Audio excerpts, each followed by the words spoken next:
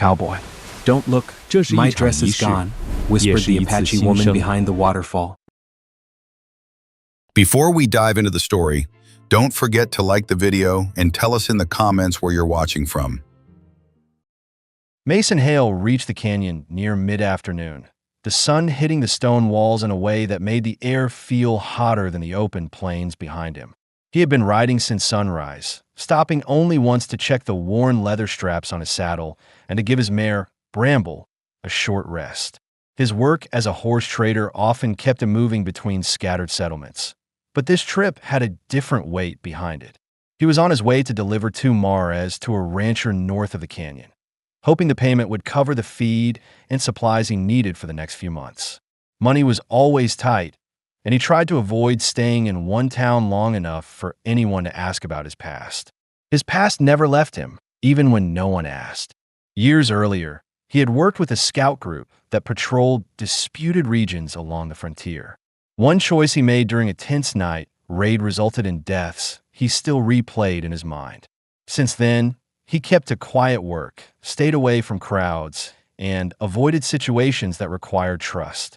The canyon, with its narrow paths and stretches of silence, suited him. He preferred land that kept its distance.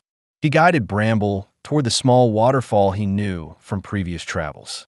Water collected in a shaded pool at the bottom, providing one of the few reliable drinking spots in this barren region.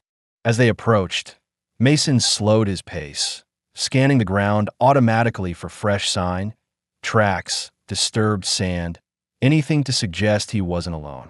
He saw nothing unusual, so he dismounted. The air near the water felt cooler. He loosened the bridle so Bramble could drink freely. He wiped sweat from his forehead with the back of his glove, relieved to rest for a few minutes before pushing on. As he knelt to refill his canteen, a faint sound reached him. It wasn't the fall of water or the shifting of his mare's hooves. It was a breath, short, tight, and uneven, like someone trying to steady themselves. Mason froze. His instincts sharpened at once. He had survived too many close encounters during his years as a scout to ignore something so small. He didn't reach for his gun, but let his hand rest near the holster, ready if he needed it. He stood slowly and turned his head only enough to check the edges of the canyon. Nothing moved in the open. The sound had come from behind the falling water. He kept his voice calm and controlled. "Someone there?" For several seconds, there was no answer. Then a woman spoke, her words strained but deliberate. "Don't look at me. Please. I need help." The tone hit him harder than the request itself. She wasn't hiding to ambush him. She was hiding because she didn't want to be seen. Mason stepped back from the water to show he wasn't approaching. "Tell me what you need." "My clothing was taken by the current," she said. "I have nothing to cover myself with." He understood immediately. Without speaking further, he unbuckled his long coat and walked to a flat rock near the pool, placing it there gently. He kept his eyes downward, making sure she heard the distance between his steps. "The coat's here. Take your time." He returned to Bramble's side, ensuring he wasn't blocking her path if she needed space to emerge. Behind the waterfall, movement stirred. The figure stepped out slowly, keeping most of her body angled away. The coat wrapped around her frame, her hands gripping the fabric with a tense, protective hold. She was young, maybe mid-20s, with long black hair hanging wet against her back and shoulders. Her breathing was controlled but shaky. Mason didn't lift his eyes higher than her face. Even that felt like more attention than she wanted. He noticed the exhaustion in her expression and the strain in her posture, as if she had run far before reaching this place. She adjusted the coat once more before speaking. "My name is Asha." "Mason Hale," he said. "You hurt anywhere?" She hesitated before answering. "My foot. I hit a rock when I jumped from the path above." "Let me see from where you're standing," he said, keeping distance. She shifted her weight, extending her leg slightly so he could assess her without stepping closer. Her ankle showed a visible bruise, swollen around the bone. "You'll walk slower, but you can still walk," he said. Asha nodded. Her eyes flicked toward the canyon entrance, checking for movement. "They chased me into here." "Who?" Mason asked quietly. "Raiders," she said. "I don't know how many, but they scatter my group. I ran until I couldn't hear them anymore." Mason evaluated the canyon walls, listening for any echo that didn't belong. He didn't hear pursuit, but he also knew riders could move silently when they wanted to. The possibility of danger changed his priorities. His delivery job could wait. Keeping her alive couldn't. "I know a shelter not far from here," he said. "Old Hunter's place. We'll get you out of the open." Asha studied him carefully, trying to determine if trusting him was a mistake. Mason could read the conflict in her face. She needed protection, but she also understood the risk of depending on a stranger. "You can walk ahead of me," he offered. "I'll stay back. You choose the pace." She took a slow breath and finally nodded. "All right." They moved out from the pool area, her steps cautious, his steady and silent. Asha checked behind her several times, not because she feared him, but because her body hadn't settled from the panic of being chased. Mason didn't comment or rush her. He matched her speed without drawing attention to the bruised ankle slowing her down. The canyon shifted into narrower bends, and the sound of the waterfall faded behind them. Mason noticed the way Asha tightened the coat with each gust of wind, and the way her shoulders gradually relaxed when nothing threatened them for several minutes. He watched her without staring, alert to danger but aware of her discomfort. She had dignity even in this vulnerable state, holding herself upright despite the cold water and the weight of fear she hadn't released yet. "Why were you traveling through here?" Mason asked, keeping his tone neutral. "My family was moving camps," she said quietly. "We tried to avoid conflict areas, but danger found us anyway." He didn't press further. Her voice carried enough truth to tell him she wasn't hiding anything harmful. As they walked, Mason's mind worked through the situation. He hadn't planned to take anyone with him. He avoided responsibility whenever possible. But leaving her alone in a canyon after a raid wasn't something he could justify. He made a decision without saying it aloud. He would ensure her safety, no matter how far off course it took him. Asha slowed as the land leveled out ahead. She pointed weakly toward a rise of stone barely visible through scattered brush. "Is that the shelter?" "Yes," he said. "Almost there." She exhaled, the first sign of relief she'd shown. Mason noticed it, understood it, and walked beside her in silence, both of them aware that the world behind them had shifted the moment she stepped out from behind that waterfall. The farther they moved from the waterfall, the more the sounds of dripping water faded, replaced by the dry scrape of sand under their boots and the low rustle of wind pulling across the canyon walls. Asha kept her weight on the uninjured side, trying not to limp openly, though Mason noticed each time her steps shortened or her breath tightened. He didn't speak about it. Drawing attention to pain often made it worse, and she was already holding herself together with sheer focus. Mason stayed a few paces behind her, close enough that she wouldn't feel unprotected, but far enough to avoid crowding her.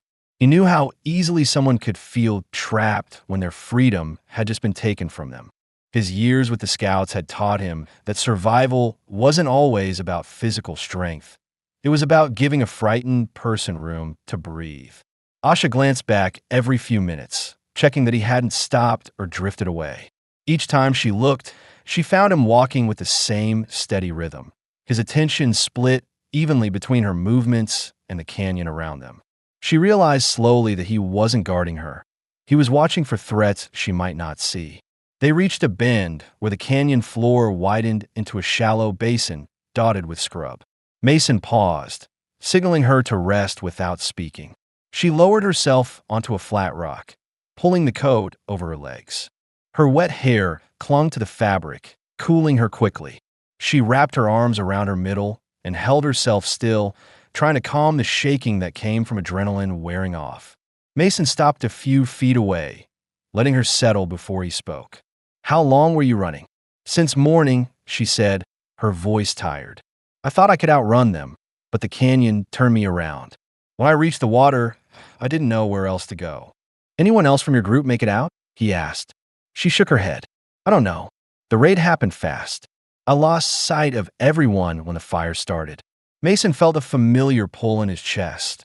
Recognition. He remembered the countless times he'd watched innocent people scatter in terror while soldiers or raiders tore through camps. He wasn't proud of the role he'd played back then. The memory added weight to this moment, pushing him to stay with her rather than finish his delivery job alone. Asha studied him as he scanned the canyon walls. "You listen to everything," she said quietly. "Habit," he replied. "It keeps me alive." Her gaze lingered on him, measuring whether he was being truthful. She saw no sign of exaggeration or pride, only a man who had learned caution through experience. When she rose again, her steps were stiffer. Mason adjusted his pace so she wouldn't feel the pressure to move faster. He didn't comment when she stopped to steady herself against the stone wall, but he moved slightly ahead, offering shade with his presence while she caught her breath. "Why are you traveling alone?" she asked, wiping a bead of water from her forehead. "Work," he said. "Trades, deliveries. Keeps me fed, keeps me moving." "Moving from what?" He didn't answer immediately. He watched the horizon through the narrow opening of the canyon.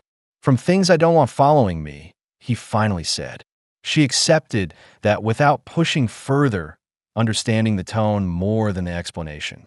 The land began to slope upward, signaling they were nearing the shelter he had mentioned. Asha hesitated before climbing a short rise, the uneven footing challenging her bruised ankle.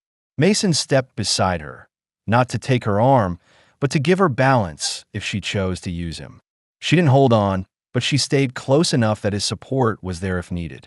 At the top of the rise, the old hunter's shelter came into view, half hidden by brush, small, and worn from years of weather.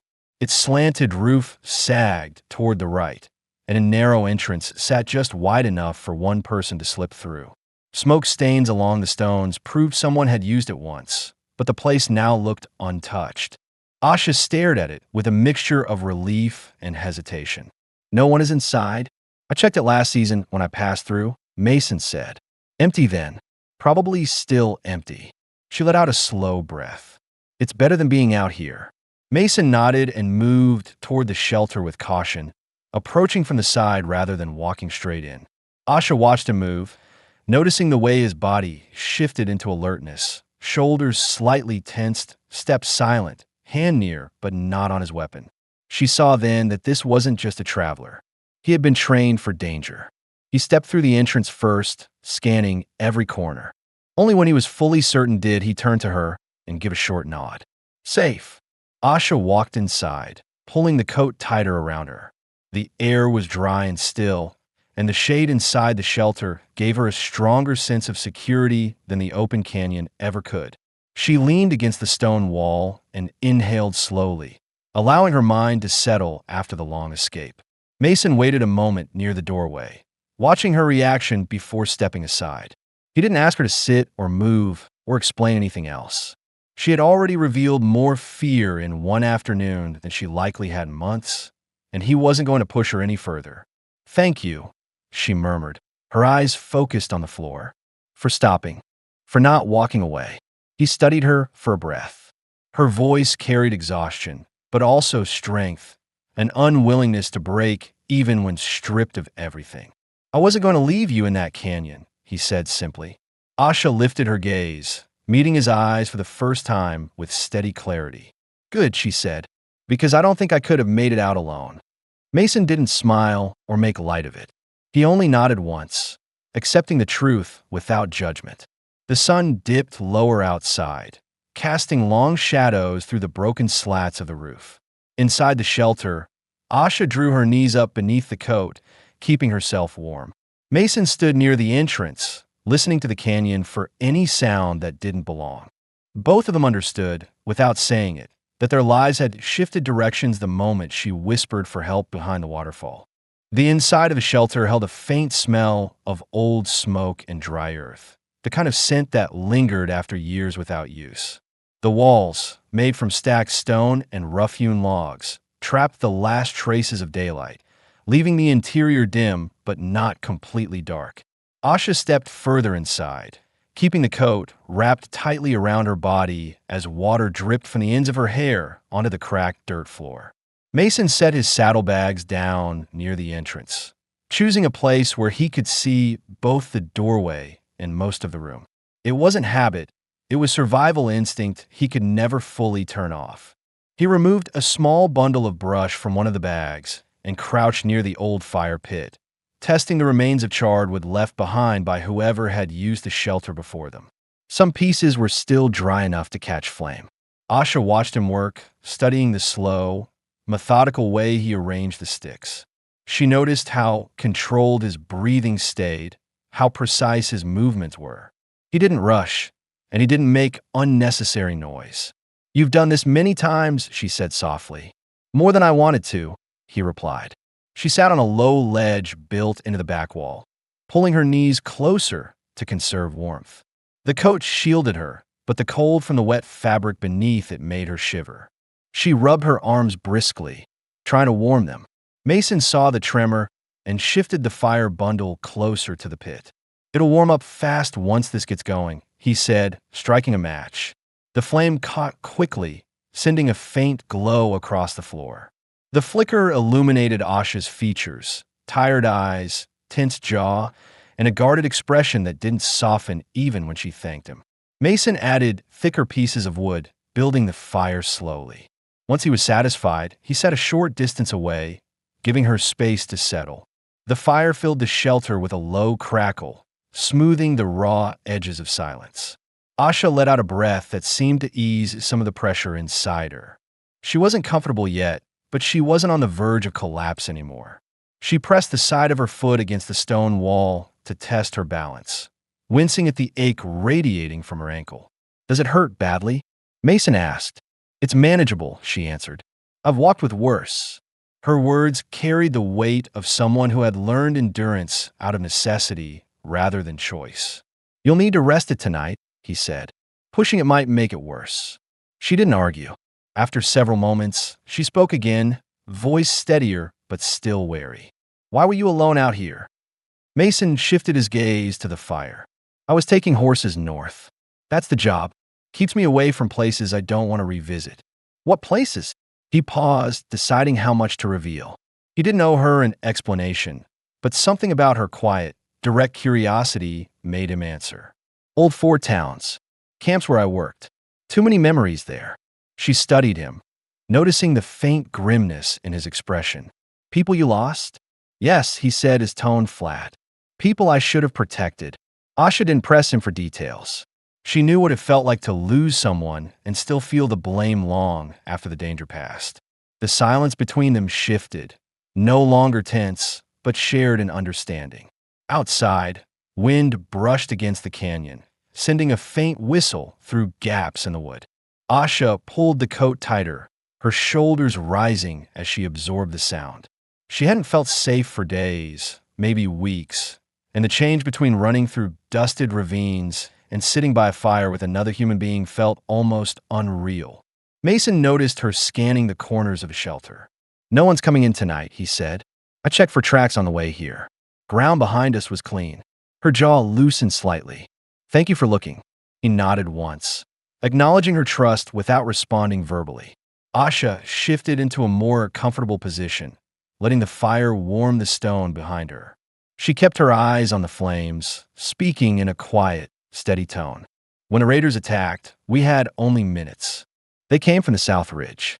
I didn't see their faces, only their torches." "You did what you had to," Mason said. "I left everything," she murmured. "Everything I owned. Everything I knew." Mason didn't tell her it wasn't her fault or offer empty comfort. He knew those words never landed right. Instead, he fed another piece of wood into the fire, giving her the steady warmth she needed. "You'll get through this," he said simply. Asha didn't look at him, but she nodded. Her breathing steadied as the fire grew stronger, the heat easing her shivers. For the first time since they met, her shoulders relaxed completely, dropping from the tension she had held since emerging from behind the waterfall.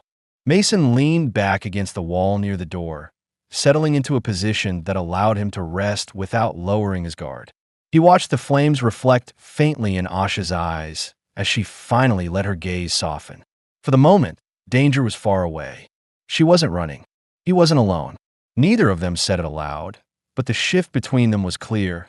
They had stepped into each other's lives without intention, yet neither pulled away. The fire crackled on, warming the small room as the sun disappeared entirely behind the canyon walls. Asha slowly lay on her side, keeping the coat close, trusting the shelter for the first time since entering it. Mason stayed awake a little longer, listening to the land, keeping watch, not because she asked him to, but because the decision felt right. Night settled fully over the canyon by the time the fire stabilized into a steady glow, casting shifting lines of amber across the rough walls. Asha had stopped shivering, her body slowly adjusting to the warmth circulating through the small room. Mason could tell she was exhausted. Her eyelids lowered, then lifted again each time a distant sound reached her. Even half asleep, she remained alert, proof of how long she had been surviving alone.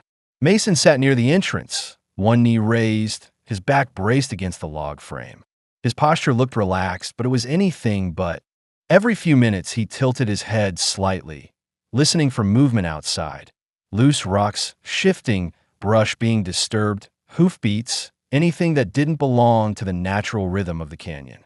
Years of scouting had sharpened his senses, and even after leaving that life behind, he could not force himself to ignore threats. Asha shifted on the stone ledge, pulling the coat closer to her neck. "Do you stay awake this late, every night?" she asked quietly. Her voice was soft, roughened by fatigue. "Most nights," Mason answered. Hard to break the habit. She studied him in the firelight, noticing the lines near his eyes, the set of his shoulders, the way his hand hovered near his belt even while resting. He wasn't tense in a panicked way. He carried tension the way some men carried tools. Always there, ready for use, part of him. "You don't trust the dark," she said. He considered that. "I trusted to hide things that should be seen." Asha kept her gaze on him for several seconds. She was trying to understand something she hadn't asked yet. What exactly he had lived through to make him this vigilant. "I used to sleep easily," she said, "before the raids started coming closer to our camps. After that, every noise sounded like danger."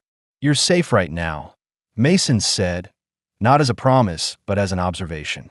"No tracks near the entrance. No fresh sign. Nothing following us." She nodded, appreciating the certainty in his tone rather than doubting it. "Do you think the raiders will keep searching?" "They scatter once they lose sight of their target," he answered. "They don't waste time doubling back unless they have a reason." "What reason would they need?" Mason met her eyes. "Value." Asha understood immediately. The raiders didn't pursue people out of anger. They pursued anything they could trade, capture, or use. "I have nothing they want," she said, though her voice was tight, revealing the fear she tried to mask. "You made it away," Mason replied. "That's enough for them to move on." Silence followed, heavy but not hostile. Outside, the wind shifted, carrying sand across the entrance in small, scraping waves. Asha eased on her back, testing how much her ankle would tolerate the movement. Pain flashed briefly across her face before she steadied herself again. Mason noticed the strain. "You should raise your foot a little," he suggested, nodding toward a flat stone near her. "Takes pressure off." She adjusted carefully, placing the stone under her heel. The relief came slowly but noticeably. "Thank you," she murmured. He returned his attention to the entrance, eyes scanning the faint moonlight bleeding through the cracks. The mare stood tied just outside, calm but alert. He could hear her occasional snort. Horses sensed danger quicker than most men, and her quiet confidence gave him one more reason to believe they were secure for the night. Asha shifted again, this time propping herself on her elbow. "You said earlier you left places behind. What kind of places?" Mason didn't answer right away. Speaking about his past always stirred things he preferred to leave buried. But her question wasn't prying. It came from someone trying to understand the man who had stepped into danger to help her. "Fort camps," he said finally. "Scouting routes. That life breaks a person down if they stay too long." "Why did you stay as long as you did?" she asked. "Duty," he replied, "or what I thought was duty." He paused before adding, "When a call goes wrong, it follows you. You don't forget the faces." Her eyes softened. "You carry it with you." "Every day," he said, voice low but steady. Asha lowered herself again, drawing the coat over her shoulders. She didn't offer comfort. She knew better than to pretend words could wash away guilt. Instead, she gave him something else, understanding without intrusion. "You helped me today," she said quietly. "That counts for something." Mason didn't acknowledge the statement aloud, but she saw a faint shift in his posture, a small release in the rigid line of his shoulders.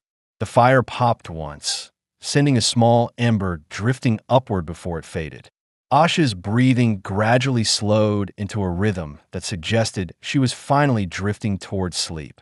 Her hand rested near the coat's edge, fingers lightly curled in a way that showed she still didn't fully trust the world around her, but she trusted it more than she had hours ago. Mason stayed awake, his eyes half open, listening to the canyon as if the land itself could warn him. He didn't resent the responsibility. Protecting someone gave purpose to a man who had spent too long drifting with no reason to care where he ended up.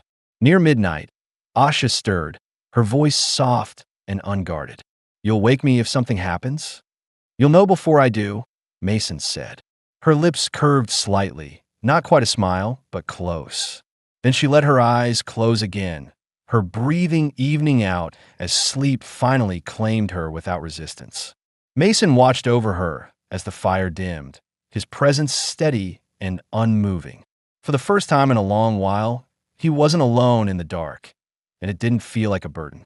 A faint gray light crept into the shelter long before the sun cleared the canyon ridge. Mason was already awake, sitting against the entrance frame with his arms resting loosely over his knees. He hadn't slept, but he didn't look drained. Men who had spent years on patrol learned to rest without closing their eyes. The mare outside let out a quiet breath, signaling that dawn was near. Asha stirred on the stone ledge, her fingers tightening briefly around the coat before she remembered where she was. Her eyelids fluttered open, and for several seconds she stayed still, assessing the dim room, listening for danger, grounding herself in the warmth of the dying fire. When she finally sat up, her expression showed momentary confusion. Then recognition washed over her.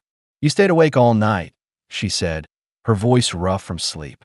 "I rested enough," Mason replied. "Didn't want anything catching us off guard." Asha studied him in the soft morning light filtering through the roof. His posture was controlled, but his face held a different kind of tiredness, a mental weariness, not physical. She wondered how many nights he had spent like this before their paths crossed. "You didn't have to watch alone," she said. "I know," he answered, "but you needed to sleep more than I did." Outside, a low gust of wind brushed sand across the doorway. Mason rose, stretching his stiff shoulders.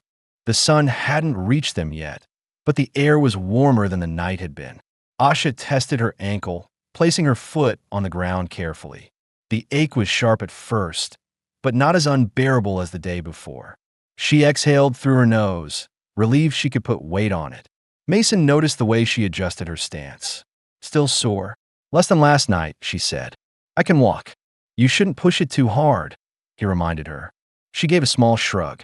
"We don't have the luxury to stay here long." Mason knew she was right. Raids rarely stayed confined to one area.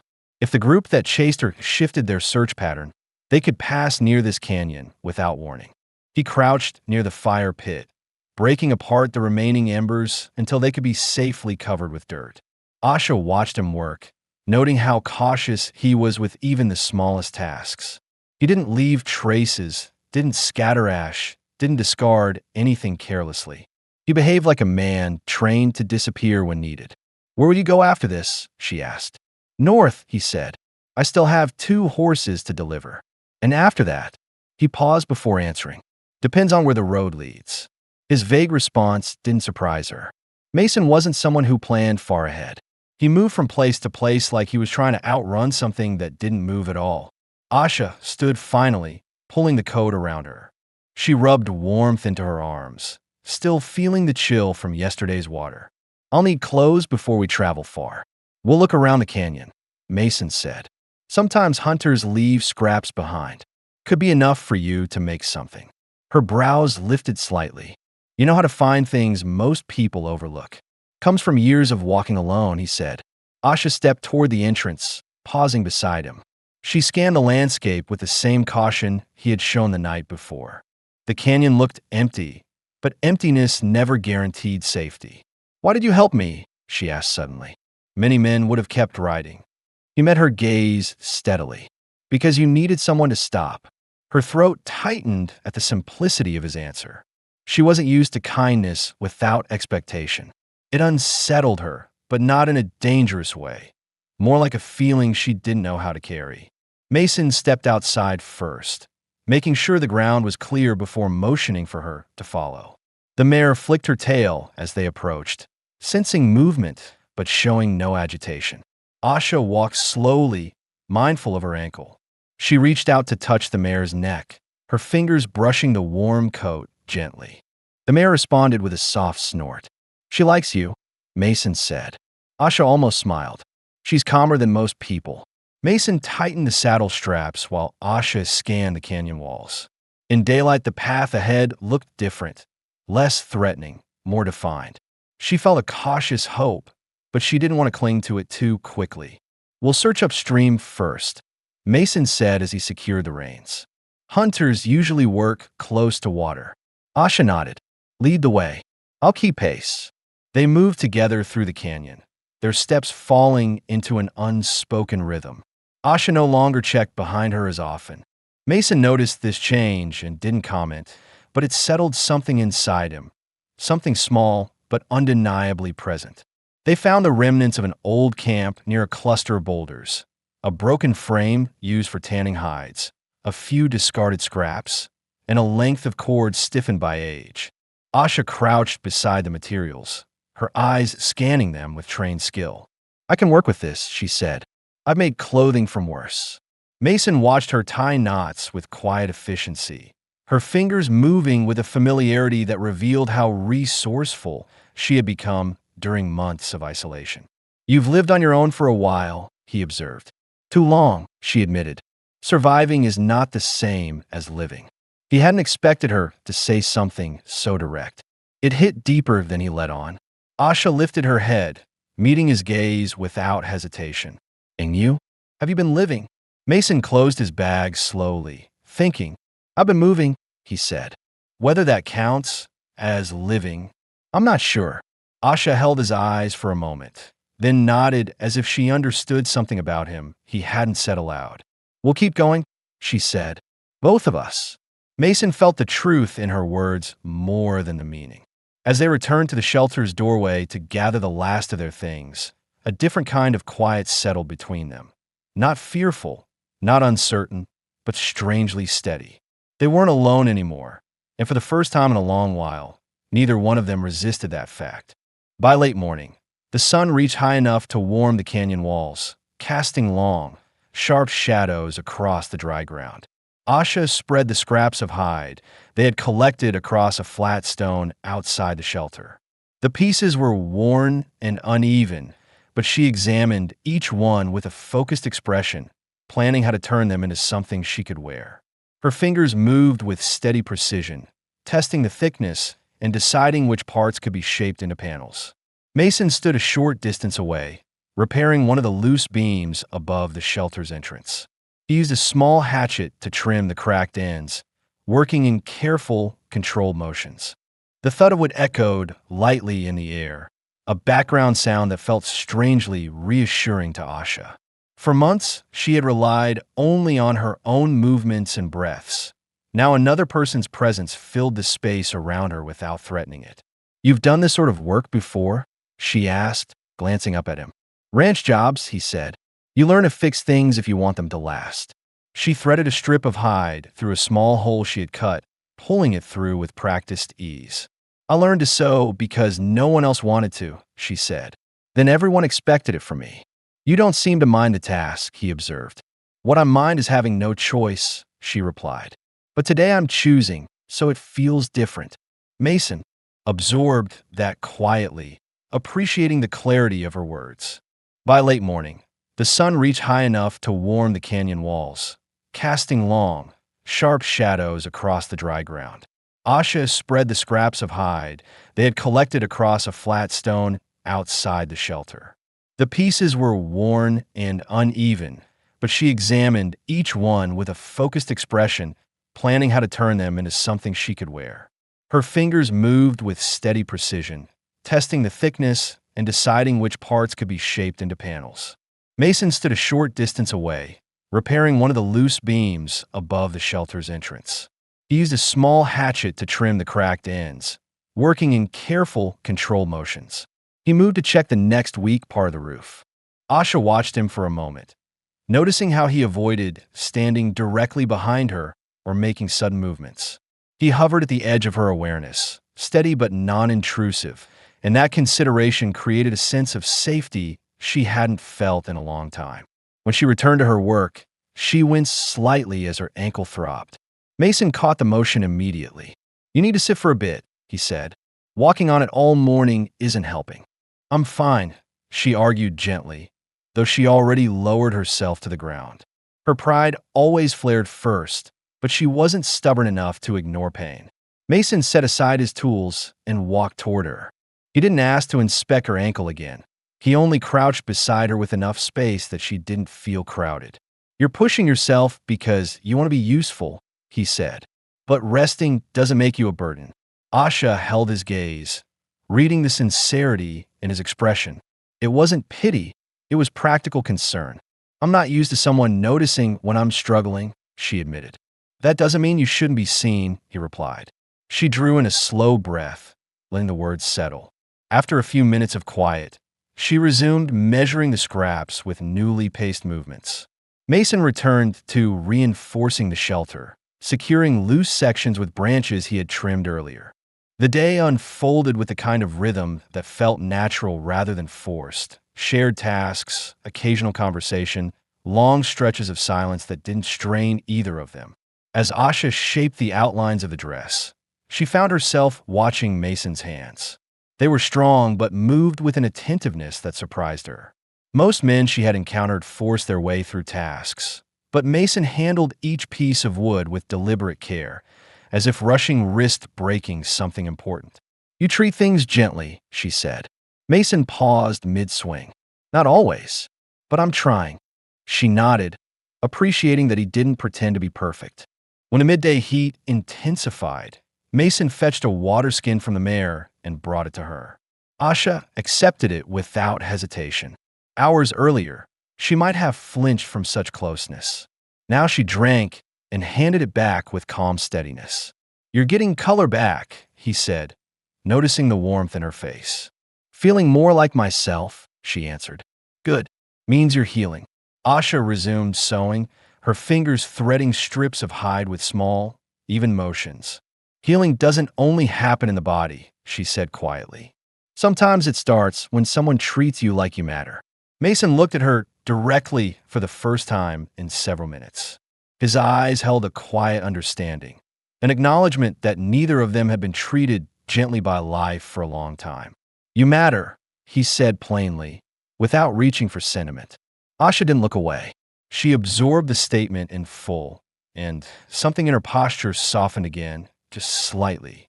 By mid-afternoon, the rough shape of her new dress had formed. It wasn't elegant, but it was sturdy and covered her well. She stood to test the fit, steadying herself with one hand on the canyon wall. Mason looked over briefly, making sure she was comfortable but not staring. "It fits," she said. "Not perfect, but it will do." "It's good work," Mason replied. She allowed herself a small smile. "Thank you for finding the materials. Thank you for making something out of them," he said. Their exchange felt simple, yet something meaningful passed between them, a recognition that they were functioning as a team. As the sun dipped toward the canyon's western ridge, the air cooled slightly. Mason gathered the tools he had used throughout the day, while Asha folded the remaining scraps for future repairs. "Tomorrow we should move," he said. This shelter served its purpose, but staying risks drawing attention. Asha nodded. Her expression held both fear and resolve. "I trust your judgment." Mason strapped his gear to the mare, glancing back at Asha as she tightened the belt of her new dress. She looked stronger than she had the day before, more grounded, more sure of herself. "We'll leave at dawn," he said. "I'll be ready," she replied. They stood together outside the shelter as the last light faded, neither rushing the moment. It was the first day they had worked side by side, and both felt the shift. It was no longer two strangers forced together by circumstance. It was the beginning of something steady they hadn't expected. The evening settled with a heavier quiet than the night before, the kind that came when two people finally had enough breath left to think instead of simply react. The sun dropped behind the far ridge, leaving the canyon washed in fading gold before the shadows overtook it. Asha and Mason gathered what little they had prepared for the journey. Mason's supplies, the repaired saddle gear, and the scraps Asha planned to turn into small pouches later on. Asha adjusted the fit of her new dress again, smoothing the seams she had tied with hide strips. It wasn't comfortable yet, but it held together well enough for travel. She stepped outside the shelter to stretch her ankle, letting the cooling air ease the lingering ache. Mason set down a small pot beside the fire pit and poured in the last of their clean water, planning a simple broth from dried herbs he carried for long trips. "You're moving better," he observed. "Still sore," she replied, "but I can keep pace." "You don't have to push harder than necessary tomorrow," Mason said. Asha glanced at him with a faint tilt of her head. "You worry a lot." Mason tied the pot handle with a strip of cloth, preventing it from tipping. "I've lost enough people to be cautious." Asha lowered herself onto a rock near the fire, her knees pulled slightly inward. "People close to you?" "People I served with," he answered. "Some I rode with for years. Others I barely knew. Losing them feels the same." She listened, noting the heaviness in his tone. He didn't avoid the topic, but he didn't welcome it either. He spoke like a man who had spent a long time trying to carry the past without letting it crush him. "What made you leave that life?" she asked. Mason poked the firewood with a stick, pushing the embers into a small mound. "A decision that shouldn't have been mine. I took a risk to protect a group of settlers, and the timing was wrong. They paid for it." Asha exhaled slowly. "You blame yourself even now." "Every day," he said, "but blaming doesn't undo anything." She studied him, seeing the internal battle he carried. "You helped me without hesitating," she said. "A man who doesn't care wouldn't have stopped." "That doesn't erase the past," he replied. "No," Asha agreed softly, "but it shows the kind of person you still are." Mason didn't respond, but his eyes shifted toward her, and something in his expression softened just slightly. The broth simmered slowly, and Mason ladled a small portion into a tin cup for Asha. She accepted it with both hands, breathing in the steam before tasting it. It was simple, earthy, but warm enough to calm her empty stomach. "This is better than anything I've eaten in weeks," she said. "You must have been running a long time," he said. "Long enough to forget what a calm night feels like," she replied. They ate in silence for a few minutes, the fire casting steady light on the ground around them. Asha felt her muscles relax, not because she was fully safe, but because she wasn't alone in facing the next dawn. Mason remained near her, close enough to be reassuring, but far enough that she didn't feel trapped. His awareness of boundaries surprised her more each hour. As the meal finished, she set the cup down and watched the flames. "I need to tell you something," she said quietly. Mason shifted his attention to her. "Go ahead." "When the raiders hit my camp, they weren't searching at random. They were following a track. Someone told them which path our group was taking." "You're certain?" he asked. "Yes," she said. "They knew exactly where to strike. They came straight for the women's tents." Mason's jaw tightened, which means they might not be scattered. They could be moving through these canyons again. "That's why I don't want to slow us down tomorrow," she said. "If they find the trail we used." "They won't," he said firmly. "We're leaving early. I'll make sure we stay ahead." Asha held his gaze. She trusted the certainty in his voice, not because he was trying to reassure her, but because he stated facts like someone who knew the land and its dangers with precision. She shifted slightly closer to the fire, letting the heat warm her legs. The sky was now fully dark, dotted with distant stars that appeared between narrow slices of canyon wall. The wind grew colder, prompting her to pull the coat around her shoulders again. Mason stood, stretched his back, and carried a few more branches to the fire. When he placed them down, Asha reached out instinctively, touching his wrist before she realized she had done it. Her fingers barely grazed his skin, but the contact surprised them both. She pulled her hand back, not embarrassed, just cautious. "I didn't mean—" "It's fine," Mason said gently. He didn't move away. Asha studied his face for a moment. The firelight revealed the faint weariness carved into the lines around his eyes, yet his posture stayed calm. He wasn't uncomfortable with her closeness, just careful. "I'm not used to being near anyone," Asha admitted. "Neither am I," he said. "But we'll figure it out." She felt tension she didn't know she was holding begin to ease. Not all at once, but in small increments that made her shoulders finally lower. Mason returned to his place near the door once the fire steadied. Asha settled on the ledge inside the shelter, letting the warmth soothe her aching feet. The night air drifted in quietly, carrying the distant call of an owl. "Will you sleep at all?" she asked him before lying down. "Eventually," he answered. "I'll rest once the canyon settles." Asha nodded. She closed her eyes slowly, trusting the silence between them more than she trusted the land. Her breathing even out, steady and controlled. Mason listened to it, recognizing a pattern that meant she wasn't fighting sleep anymore. He glanced at her one last time before turning his attention to the dark canyon beyond the doorway. Tomorrow would bring unknowns. But tonight, for the first time in a long while, the quiet didn't feel threatening to either of them. Dawn broke slowly over the ridge, spilling thin light into the canyon like a curtain being lifted. The air held a crisp chill, sharper than the previous morning, and Asha woke to the faint scrape of Mason's boots as he stepped outside to check the terrain. Her body felt rested for the first time in many nights. The ache in her ankle dulled to a manageable throb. She sat up, rubbing her eyes and letting the cool air settle over her skin. Mason returned a moment later, brushing dust from his gloves. "Tracks are old," he said. "Nothing fresh. We should move before the sun climbs higher." Asha stood carefully and tested her weight on her foot. It held, not without discomfort, but strong enough for steady walking.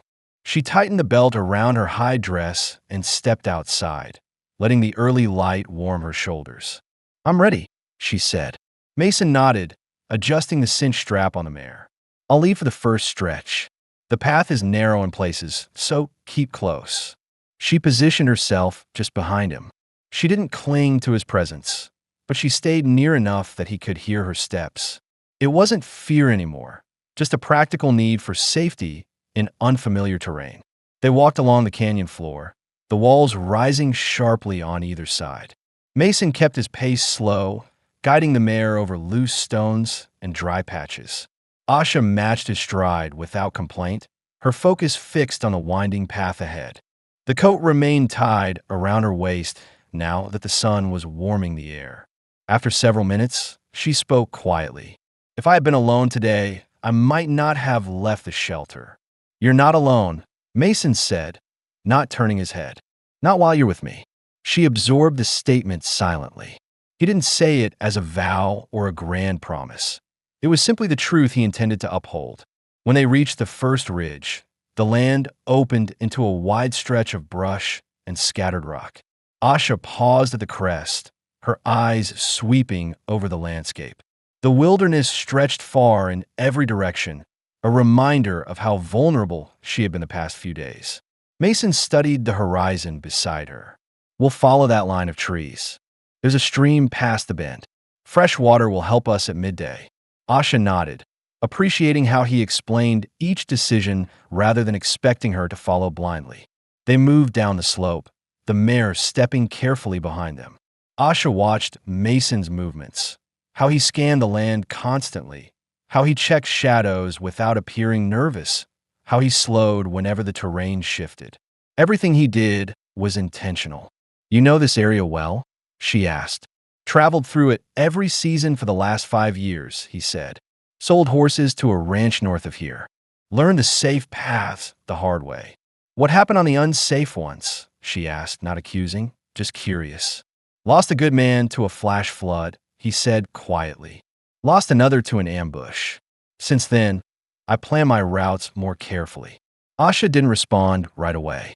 She considered his words, understanding them not as a story, but as a pattern of survival. "You carry a lot," she said finally. "So do you," he replied. The trail narrowed again between 2 stone outcrops. Asha stepped closer, and at one point her hand brushed his arm as she steadied herself. Mason didn't react abruptly. He simply glanced back to make sure she wasn't hurt. "You all right?" he asked. Yes, she answered. Just a loose rock. She didn't pull away with embarrassment this time. Instead, she kept her place beside him as the canyon opened toward a sunlit plain. By late morning, they reached a patch of tall grass.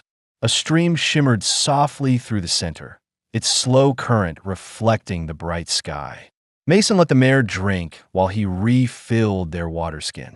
Asha knelt nearby, washing dust from her hands and face. The water was cool enough to ease the lingering heat from their walk. Mason watched her briefly, noticing the steadiness returning to her features. The tension she carried yesterday had eased into a quiet determination. She was still guarded, but she wasn't shrinking from the world anymore. We'll make better time on the open plain, he said. Less climbing. Asha stood, wiping her hands on the edge of her dress. Where will we go after that? I was heading north to finish a delivery, he said. But the road could be changed. She studied him closely. Are you saying that for my sake or for your own? Mason took a moment before answering. For both. Asha's expression shifted, soft, cautious, and thoughtful. I don't want to hold you from your work. You're not, he said. I'm choosing to walk with you. That's different. The honesty in his statement held a weight she didn't expect. She had spent months believing no one would ever willingly stay near her unless forced. Hearing that he chose this path made something settle inside her, something she had been fighting to protect. Asha stepped closer, her movements slow and deliberate. She rested her hand lightly on his forearm, her fingers barely curling over the fabric of his sleeve. This time she didn't draw back. Mason didn't move either. He stayed still, letting her set the tone. Then we go north together, she said quietly. If that's what you want, Mason replied. It is. They resumed, walking along the stream, their steps falling into a comfortable rhythm. The plain stretched ahead, wide and open, yet neither felt exposed.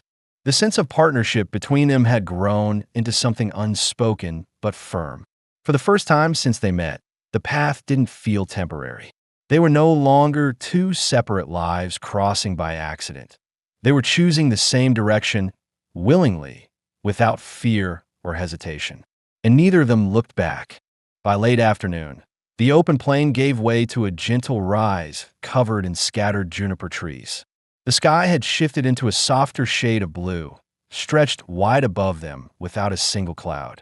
The land here felt calmer, less harsh, less unpredictable, and Asha slowed as she took in the view. Something about the quietness drew her forward.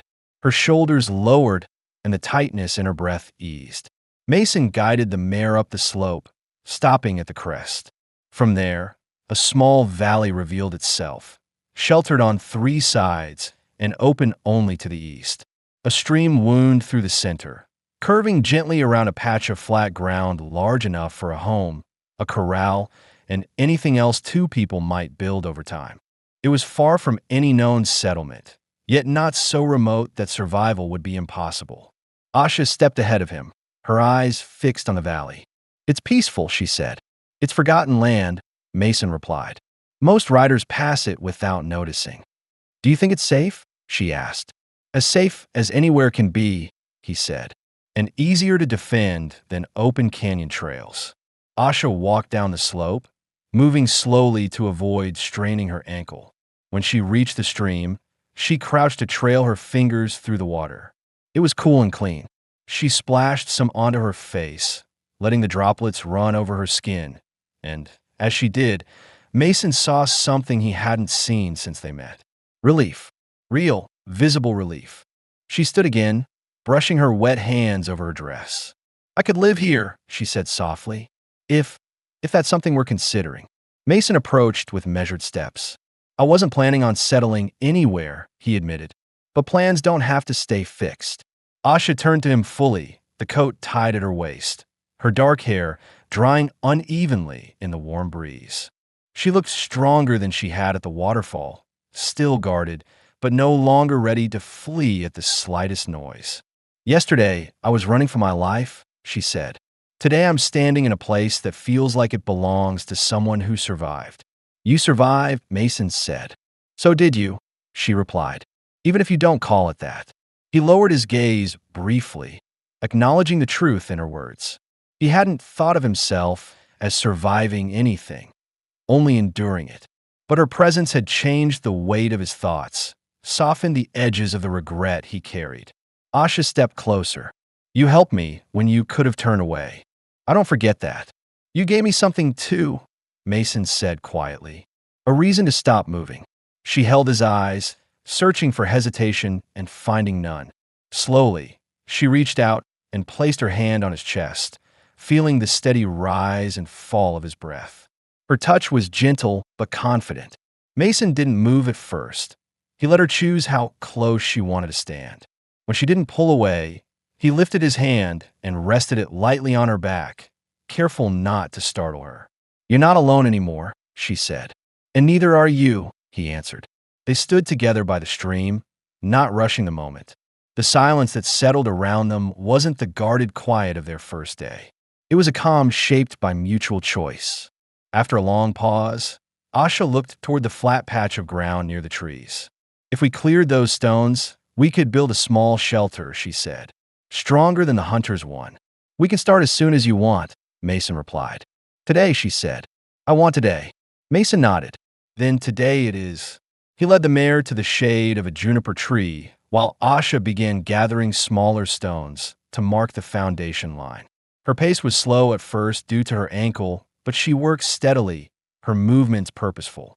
Mason joined her, lifting the larger stones and setting them aside.